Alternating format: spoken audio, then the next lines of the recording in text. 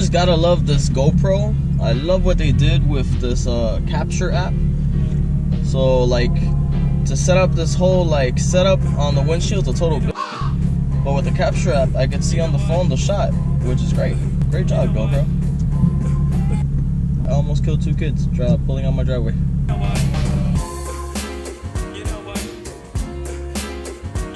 Today we're going to be talking about a huge debate in the car world, and that is auto versus manual. Let's get right into it. So I'm going to start with the manual transmission on the 370Z because that's what I'm driving right now. This is my daily driver, 370Z Nismo 2014. And I gotta say, I love this car, to be honest. So the first things first with the manual transmission, the first point I gotta give to them is it's more fun than the automatic, and I think it's always gonna be more fun. It's more engaging. You're one with the car, you know? You're in control of your spaceship, and this is my spaceship right now.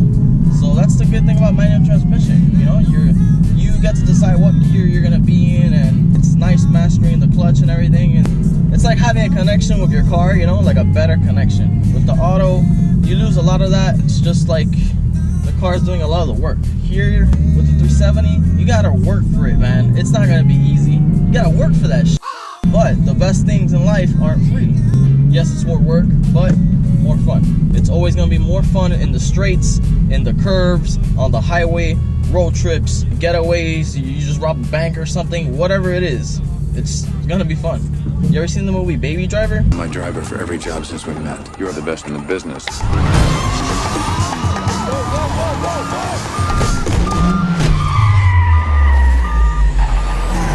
Bam, right there. Point given. I think he had a red Subaru WRX in that movie.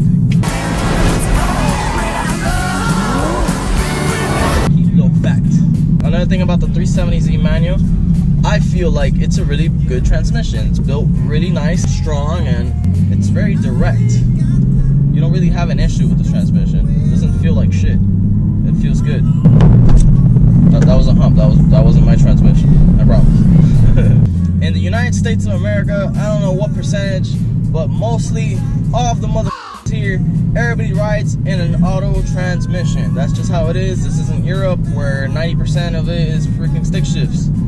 A lot of people here are lazy and don't know how to drive stick shift unless you were taught that way or you're a car person, pretty much. That's how it is in USA. Don't ask me why. And it's a good thing because somebody goes to steal your car, let's just say, and they can't. Because why? Because stick shift, baby. Stick shift. They don't know how, they can't freaking drive it. So it's a theft deterrent. So that's a point for the manual right there. Alright, so let's get into the bad. The bad thing about this, yeah, with all the fun, you gotta suck up all the traffic. So if you live in a very traffic dense area like myself, I live in Miami, Florida, so there's about 20 freaking people to every household. So you can only imagine how many people are driving, and people suck at driving out here. So yeah, traffic's insane. You're gonna have a bad time. If you think this meme is gonna rhyme, you're gonna have a bad experience. Another thing about this manual is in first gear and reverse specifically, you have somewhat of a clatter with the flywheel. It gets a little annoying. I mean, it's not a huge issue. It's not really a problem. It's normal. And for a newish kind of car, it's like, that shouldn't really happen. You know? I don't know if it's fixable, but it's just something to keep in mind. It's not a huge deal though. It's just noise. You'll get over it. Just, you know, blast your stereo. Now I'm gonna talk about the worst issue with the manual. This is very serious because not even Nissan, dude. What are you guys doing, Nissan? You guys should have a recall for this already. It's been happening since 2009 when this car came out, and there's still no recall. Why? What the hell, bro?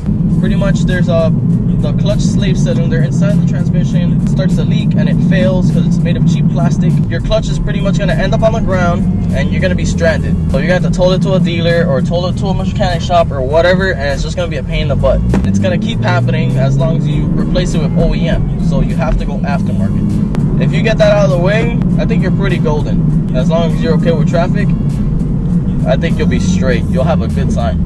The automatic 370. What can I tell you guys about this? Well, it was my daily driver for about a year and a half. I'm currently selling it if anybody's in the market for buying one, you know. 2014, 31,000 miles.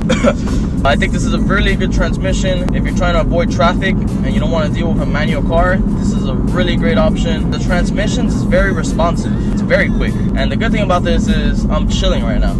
I ain't gotta switch gears. I got both hands free right now. I can put both of my hands on the wheel. I ain't gotta mess with a clutch, nothing. Just gotta switch into manual mode like this. Bam, now I'm shifting with the paddles. I'm in complete control. It's awesome. You can switch between both. It's like having a manual at your hands and not having a manual. So it's like the best of both worlds, to me at least. Well, a good point that auto people always bring up in the 370Z world is, well, the auto's faster, and technically it is by a little bit. Another good thing about this is that it doesn't have that loud chatter of the flywheel from the manual, so it's really quiet, very relaxing, you know, chill. So the bad things about this car is, if you're planning in the future to make big power, this might not be the car for you. It can handle some power. I've read up to 500 horsepower and then about 400 torque. After that, it starts getting a little risky, you know. Your transmission might blow and then you have to get a stronger transmission. And also, if you're gonna track your car, you're gonna also need a transmission cooler because the transmission cannot handle it. Just things for you to think of in the future if you're planning to go this route. If you gain fun with the manual transmission, then to me, you lose some fun with the auto. You miss some of the engagement, man. You know, like the one-on-one with the car. This car's doing a lot of the work right now. I'm just steering it, which is fine if you're looking for that. But if you're looking for that strong connection with your baby girl, Getting hot in here, so take off all your clothes. I am getting so hot, I wanna take my clothes off. you know, maybe you should get a manual. And last but not least, the automatic is great until you buy one, and then your friends are gonna rag on you, or people on Instagram, or people on YouTube. People are not very understanding about the automatics and how good they are in today's day and age. It's just how it is. The car community is very stubborn when it comes to automatics. Don't be surprised if you also receive some hate. I've received some hate in the past for this car on my YouTube channel a little bit, but I just blow it off. All in all, get the transmission that you think is going to be best for you. If you think it's an automatic, like I did a year and a half ago, then get an automatic. And if you think it's a stick shift because you want to have fun at the track or whatever, then get the stick shift, man, you know? Just whatever you pick, enjoy that car to the fullest. Don't just let it sit there. Enjoy that shit. So that's gonna be it for today's video. I hope you guys really enjoyed it, and I hope I helped you if you're in the search for a 370Z and what transmission to get. All in all, pick a transmission, have fun with it. That's all that matters. Stay risky, guys. Love you. Subscribe, share. Peace.